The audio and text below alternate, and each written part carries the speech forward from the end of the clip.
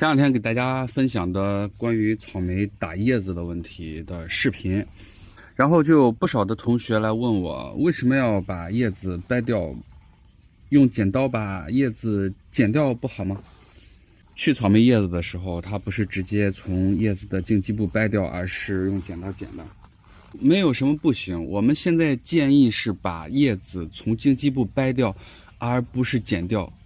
剪掉它不是完全不可以，我们都是找哪个方法更合理用哪个。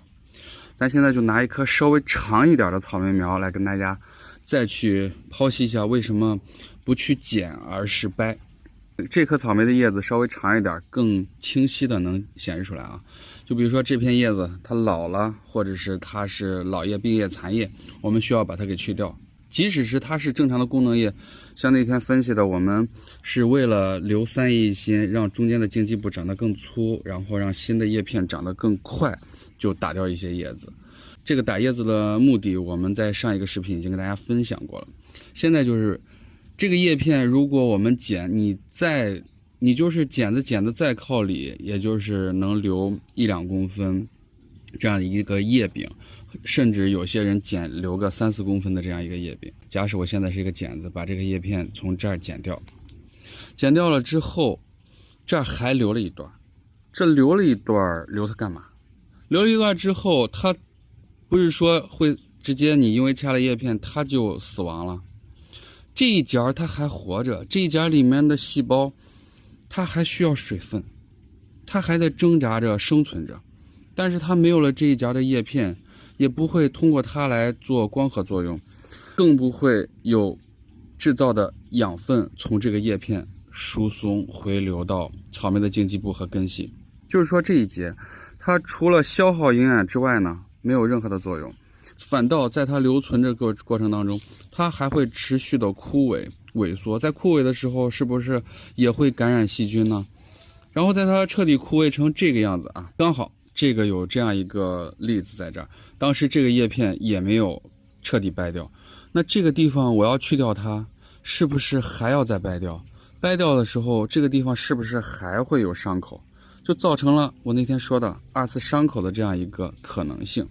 并不是代表我们留着这些叶柄它一定会有病菌病毒侵染进去，但是是加大了它的可能性。还有一点有些人不太清楚，就是我们的草莓在新苗，就是在匍匐茎的那个时候，它往下扎的生的那个叫主根，那个时候的主根是从草莓的底部生出来的，而后来的草莓的根从哪生出来呢？它叫侧生根，都是从草莓的茎基部生出来的。这个侧生根在茎基部怎么生出来？都是这个草莓的叶片掉了之后，这个草莓的叶片扒掉了之后，它的茎基部会变长，在这个位置会长出来新的侧生根。所以我们把这个叶片掰掉了之后，是留出了茎基部来长根的位置。这一颗我们就放大一下啊。这个地方就是我们一层一层剥的叶子，这儿就是从茎基部长出来的侧生根，这个侧生根已经很粗了。也就是说呢，我们从草莓的茎基部这样掰掉叶片，不光是一步到位，还给新的侧生根留了它生长的空间。再次记住啊，我们打叶片有2个前提，一个是提前浇好水，一个是有阳光。拿这一颗举例子，这一颗就因为在边上能看到这一排明显的是干的，而中间的是湿的，因为它们离阳光更近，它就已经干了，有点蔫。这样的话，这个叶片它是韧性比较大的，我们很可能会拔出萝卜带出泥，在掰这个叶片的时候，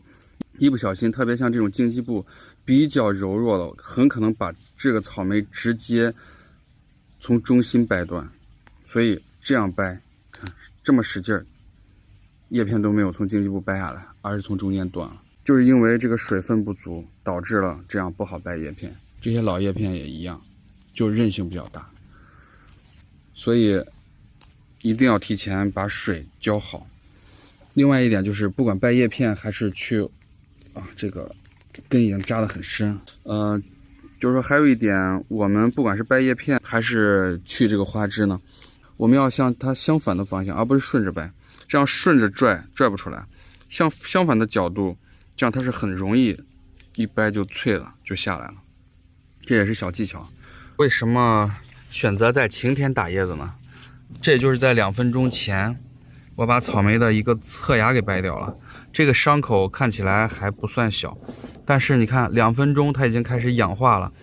这就是草莓的伤口在阳光下温度比较高的情况下，相对更容易去愈合。而如果是在比较冷的天、阴天，它就会长期的不愈合，造成了长期的开放的创伤，会让细菌、病毒感染进去。当然了，像我这样大面积的打掉叶片之后呢，我是会统一的用杀菌药，整个把这些草莓消杀一遍，着重的是在草莓的伤口部位。